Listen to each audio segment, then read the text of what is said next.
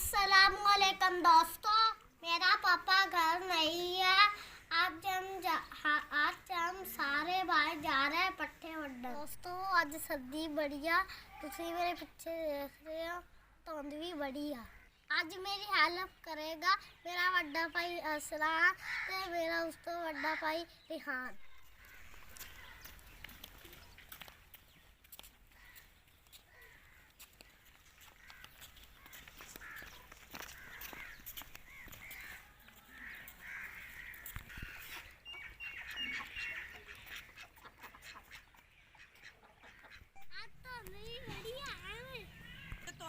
आज यार धुंधी बड़ी है, अबू भी घर कोई पट्ठे वड़ने हाथ नहीं ठरने।